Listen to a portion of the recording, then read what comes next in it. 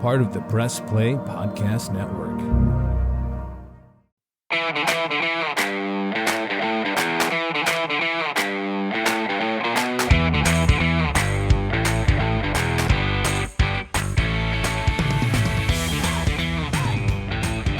And welcome to another Reghi Roda podcast right here on the Press Play Podcast Network. Shout out to our fantastic producer, Cordts, who makes sure everything sounds good for all of you listening out there in the podcatosphere. And Michael Reghi, boy, what a disappointment it was today for the Cleveland Browns in their newly named Huntington Bank Field season opener as the Dallas Cowboys came to town, and Dallas whooped Cleveland's ass, Michael Reghi. 33-17 was the final today, and it was just an abysmal performance all the way around for the Cleveland Browns. Atrocious, abysmal, absolutely not acceptable. Quite honestly, Ken. Yep. I mean, this is a football team that, as we've done our shows, and I think everybody around the NFL considers the Browns that they're going to be a strong playoff team, a football team that went 10, 11, maybe 12 games. And we saw none of that capability today. And from head coach Kevin Stefanski on down, this football team absolutely laid a complete egg, Ken. Absolutely a complete egg in the opener. And, hey, you know what? People pay a lot of great money. They deserved and garnered every boo and every being called, MFs and everything else that they had coming to them today. That's how bad it was. It was. And here's what we need to get into, Michael. And I'm going to play this. Scotty Petrak, who's an outstanding beat reporter for the Browns at brownzone.com, the Elyria Chronicle Telegram, Medina Gazette. We have him on the Kenny and JT show on WHBC all the time. I was curious to see what Deshaun Watson's post-game press conference comments were like. And, I wasn't aware of this till we started this podcast because I was out at the Browns backers event at Jersey's in Stark County today, so I couldn't hear everything they were talking about on the telecast. So I did not know until a little bit ago that Deshaun Watson had lost his dad and a former teammate this week. Okay. His dad passed away. A former teammate passed away. So if we're looking for a reason maybe as to why his game was not sharp, maybe that was some of it. I think more of it was the offensive line was just putrid and atrocious, as Conklin and Jed Wills both did not play, right? So that left Hudson starting at left tackle, and they gave up 6 sacks, and Deshaun Watson was under pressure all game long. But you got to wonder how much, the emotional toll of losing your father and a former teammate in the same week had on Deshaun Watson. I'm going to hold my phone up to the microphone, and this is from Scotty Petrak's Twitter account, and this is what Deshaun Watson had to say after the game.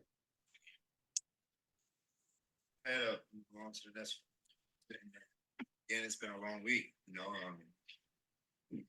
at the end of the day, football is definitely something that, we got to take very, very serious. And it's our job, it's our career. But, there's other things that's bigger than this. I lost my dad Friday, lost my brother, my teammate yesterday, DeAndre Overton, only 26 years old. So, it's been a long week, and they gave me an opportunity to go back home.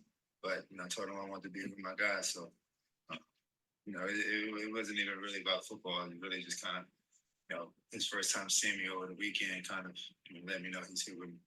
All right. So he wanted to come and play, right? And hey, we've lost our parents. We know how rough that is, right? I lost both of mine within a 3-year stretch. And it affects you. We've seen other athletes not play in this situation. We've seen other athletes. Brett Favre comes to mind on that Monday night game right after he lost his dad. He went out and played very, very well. So I'm wondering how much this emotional strain affected the way Deshaun Watson played today, or was it just no, the offense wasn't ready, the offensive line stunk, and he's still rusty?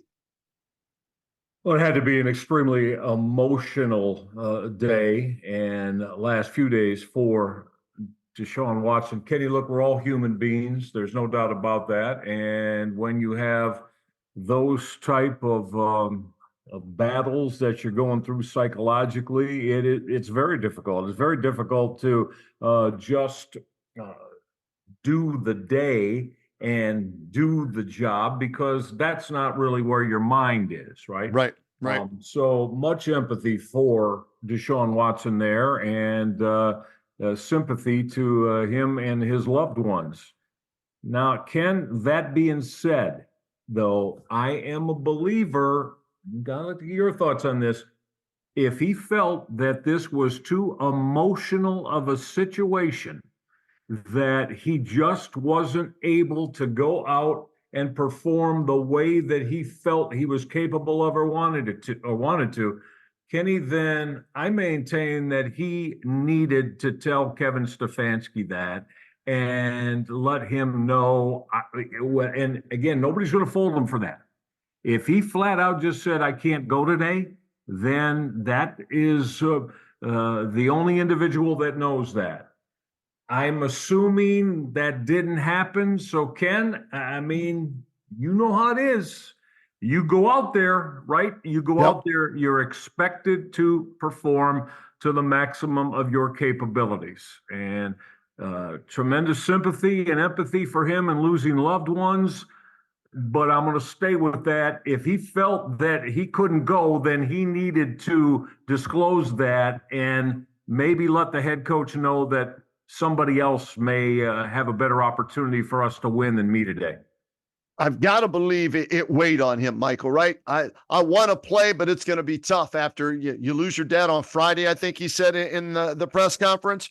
And so he was out there because if he doesn't play, then what's the narrative, right? Well, Deshaun White, again, he's missing another game. Look at this. This is his third year. He hadn't played all, training camp and all that. Now he's been, me personally, I would have understood not playing, if it, was revealed to me. Like I said, I didn't know this till right before this podcast. So I wouldn't have had a problem if he didn't want to play today in the opener because he wasn't there mentally because of the loss of not only his father, but, a former teammate of his.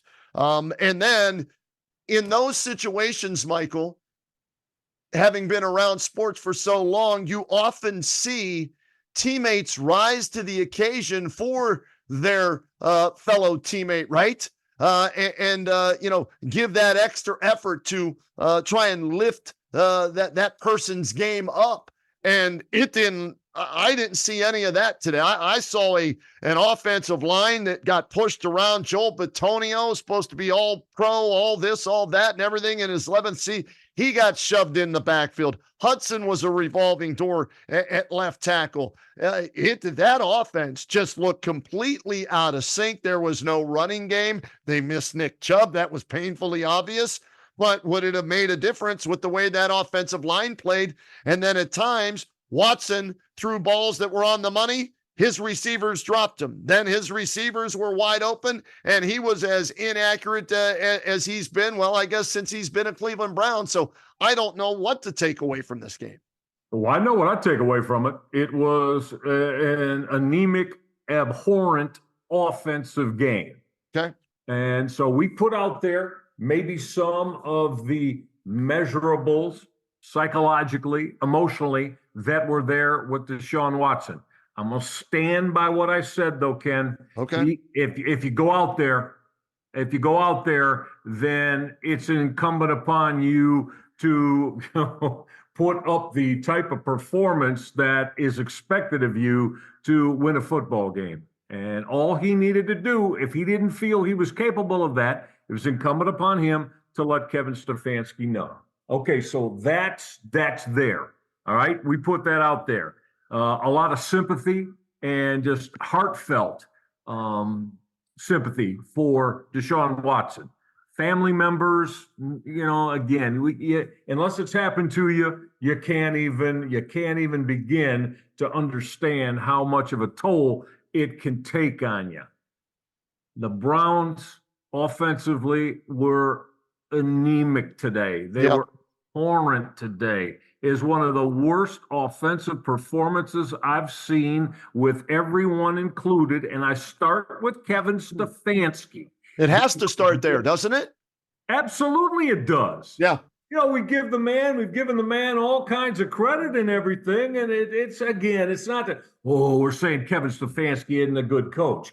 I question whether he had his football team ready to play this season opener today, Ken. Yep. And then you're playing against a very good football team. And now, if you're not ready to play, we saw what the outcome of that was because they never were in this football game. Never. 230 yards of total offense. That's it. 11 penalties, 64 yards, 2 turnovers, 6 sacks given up, 2 for 15 on third downs. Michael Reghi. And oh, yeah, special teams wasn't much better either as they gave up a punt return for a touchdown. Hey, at least Dustin Hopkins is consistent. He nailed another long one. So at least their kicker was good today. And the defense wasn't putrid. Defense wasn't doing crap, Rhoda, but they weren't great either, right? Again, knowing if their teammate, was playing through some rough emotional times, they should have stepped their game up and had a lights out performance. They did not do that, but they weren't terrible. They held Dallas to 265 yards and only 2 touchdowns and 4 field goals. So wasn't good enough defensively. But this game was lost on the offense. No ifs, ands, or buts about it. Yeah, and I'm going to add one more for you here. All right. I know you like these statistical gems. Yeah, right? Go ahead. Going into the fourth quarter today, right? The Browns had snapped the football offensively 44 times. Okay. 44 offensive plays. Half of them, Kenny Rhoda, 22 of the 44 snaps culminated in 0 or negative yards on the play. What? Now, yeah, I don't know if I'd have to really go back and look. So half of the time they snapped the football, it was either no gain or negative yardage. That's unreal. Yeah. That's unbelievable right there. Michael, David Njoku, wide open. Might have changed the game. Who knows, right? Easiest catch in the world to make. Wide open. Hits him in the hands. He drops it. Elijah Moore, they could cut his ass right now, send him to the UFL or the CFL, the Canadian football, whatever. I don't need to see him in a Browns uniform ever again. Amari Cooper dropped one late in the game. So, like I said, it was a combination of everybody on offense. Watson wasn't accurate. The offensive line stunk. The running backs weren't very good. The receivers weren't. So Kevin Stefanski's play calling. What did they end up throwing the ball today? Let me see here if I can read that. This print is so damn small. And I'm 45 passes, 19 runs. Michael Reghi. You don't win a game that way against a good team. No. You don't. We know that. That is way out of sync for what you need to do. You needed to shorten that game today. Yes. They throw with all the incomplete passes, and you fall behind early on by 2 touchdowns, right? Yeah. So you put all this together. I don't know. I'm not sure about Kevin Stefanski's game plan. Him and Ken Dorsey. Right, the new offensive coordinator. Yeah. The former Miami quarterback. Right, Ken Dorsey. Yeah. So, look, it wasn't anywhere near a performance that makes you feel good when you're thinking about your football team getting off to a solid start. I don't know if they could be this abysmal again, but it certainly was a big time eye opener, as in shocking to see this type of terrible, lackluster offensive performance today. And Ken said, all right, yeah, the defense wasn't terrible, but I don't think they were great either. Because, too too many big play, third and long conversions. And at that 3rd and 6 to 3rd and 11, Prescott was converting more of them than they were. The Browns were getting stops and getting off the football field. So I don't know, Ken. I don't know if this is going to be rock bottom in game 1 for 2024, but for the Browns' sake and you fans' sake, I sure hope it is. I don't know how they could have a performance this inept again. You would think, Michael, there's only one way to go, and that's up after this performance, right? They can't duplicate this again next week on the road at Jacksonville or even somewhere else down the road, can they? Here's what you have to hope for if you're a Browns fan, okay? Glass half full, rose-colored glasses, all that crap, right? Here's what you have to hope for. You have to hope that it was a horrible decision by Stefanski not to play any of his starters in the preseason, right? So they didn't get the reps that they needed, especially Deshaun Watson. You have to hope that maybe, mentally Deshaun Watson wasn't there. Emotionally, he wasn't there with the loss of his father and a former teammate. You have to hope that the left tackle situation where I'm driving to the Stark County Browns backers event earlier today, and I hear Jed Wills will not play. I knew that. Okay, that means Conklin's going to start. Then I hear Conklin isn't dressing either. He's still hurt. And you got to play Hudson the third over there, the revolving door at left tackle. You have to hope that getting one of those two back at left tackle is going to make this team not be as bad next week as they were today in the season opener at that newly named stadium, Huntington Bank Field. So, Michael, I picked them to win by 3 on a field goal. You had it right last week. You said you liked the Cowboys, and in convincing fashion, the Cowboys won this game today, 33-17. Yeah, they did. So this is going to be a very critical week for this entire organization now, and but it's got to start with Kevin Stefanski for whatever he believes psychologically is the right way to approach this. There are times, Ken, where many coaches are right. The old Bill Belichick, we're on to Cincinnati, meaning we're going to file it, forget it, and go about our business of getting back to winning football games. I don't know if that's going to be Kevin Stefanski's approach or if he's going to make them, his football team, for hours, watch how horrific they were at many aspects of their play today. Don't know how Stefanski will go about that. All I know is this: it's you can't let this can turn into a performance of its ilk and a loss in Jacksonville. No, whatever it takes, right. You gotta make sure you gotta push all the right buttons this week if you're Kevin Stefanski. All right, let's do this. Let's get a break in right now here on the Reghi Roda podcast, powered by the Press Play Podcast Network. And come back, Michael, and take a look at the next opponent next Sunday on the road at Jacksonville against the Jaguars, who also lost today, but in closer fashion to the Miami Dolphins. We'll break that down when we come back on the R&R podcast. What's up, everyone? I'm Holly Wetzel. And I'm Tyrus Powell. And we are your hosts of The Orange is Oranger, a Cleveland Browns podcast on the Press Play Podcast Network. We give you all the dog pound coverage that you'll need to get you through the regular season, hopeful postseason, and I'd say off-season, Tyvis, but is there really ever an off-season for this team? Thankfully for our podcast, Holly, there really never is when it comes to the Cleveland Browns. Don't miss our breakdown of each week's matchup, game recaps, and any and all news out of Berea to feed your Browns appetite. As we know, Holly, dogs gotta eat. Yes, they do. So hit that subscribe button and never miss an episode of the Orange is Oranger, Cleveland Browns podcast on the Press Play Podcast Network. Hey everybody, it's Sam Amico from Cavs on the Break NBA podcast. Be sure to give us a listen for all your Cleveland Cavaliers recaps, analysis, breakdowns, draft talk, free agency. The list goes on and on. Give us a listen, Cavs on the Break NBA podcast.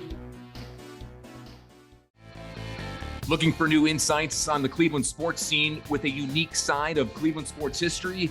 Then you found the perfect podcast. I'm John Sable. And I'm Scott Sable, and we're hosts of the Sable Brothers on the Baseline podcast, a podcast about Cleveland sports, but not your typical podcast about the land's sports teams. Join us as we embark on a journey of sharing a unique and historical side of Cleveland sports history with the help of some former Cleveland sports stars and other historical figures. All right here on the Sable Brothers on the Baseline podcast, part of the Press Play Podcast Network.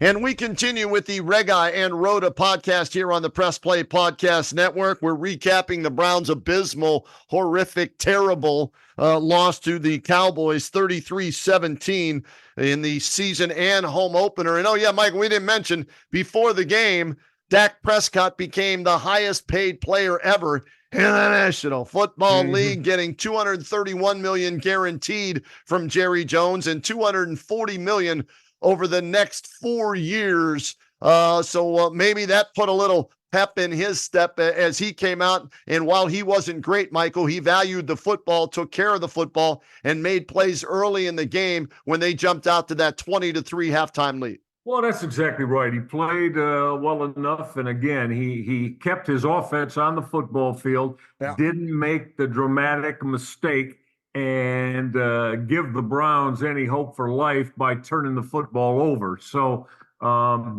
Prescott, of course, far and away outdueled his opposite number, Deshaun Watson, today. So for the Browns to get on to Jacksonville and get something done positive, I hope Kevin Stefanski's got the right formula. It starts tomorrow when they all get together at the complex in Berea.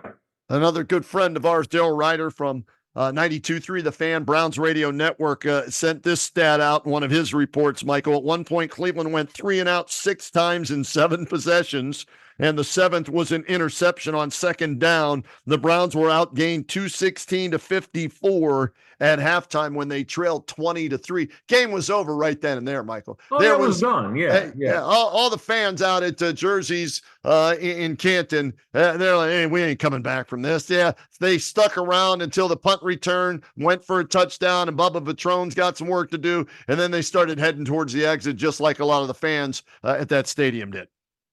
Any positive at all that you want to glean from, because that's right, this game was over very early, and anything positive that happened in the fourth quarter, Ken, to me, it's just, statistical glory for in a terrible performance. I mean, that's all it is. I mean, you just gave the total yards out, and again, it looks like it was much closer than it really was, but that wasn't the case. If you watch the football game, it was done early, and the Dallas Cowboys put it on the Browns early and put that football game away. I even said he put the football game away in the first half. Yeah. They never looked back, out 20-3. And you could see they were a little bit conservative in the second half, just trying to, run that clock down, get out of there with the win. They did 33-17. So Browns now 0-1. The only, I guess, some other good news, if you want to pass it along, Michael, right? Baltimore lost at Kansas City. How about for the third consecutive year, I believe, the Bengals lose their season opener, and they do it to the woeful Patriots today. 16-10, I think, was the final. They're the only, how about this? The only team to win in the division this week, the AFC North. And they didn't even score a touchdown in the game. Russell Wilson hurt his calf. He didn't even play. They went with Justin Fields. The Steelers go on the road at Atlanta, get 6 field goals from the killer bee, Chris Boswell, and they win 18-10 over Atlanta. They're 1-0. Everybody else in the division, Michael's 0-1. Yeah, I thought of you as that game was going on. I watched it all today, and you put 6 field goals up on the board. You don't get in the end zone. Your starting quarterback doesn't play, and you're able to. I don't even know. Did who was this? Did C.J. Stroud even throw for 100 yards? I don't even know if he did. Well, you mean Kirk Cousins? Kirk Cousins. Yeah. Well, no, I meant Pittsburgh. Pittsburgh and Atlanta. And so Kirk Cousins looked terrible in that He game. looked bad, yeah. Because he looked like that Achilles was still bothering him, to me, right? And So I think you win the on Steelers 6 field goals, and you don't even get in the end zone offensively. Right. And yet you still got enough presence to defense knowing that, it's incumbent upon us to get it done today. Because evidently our offense isn't going to get in the house. Right. So, and you kick the 6 field goals and come away with a road win.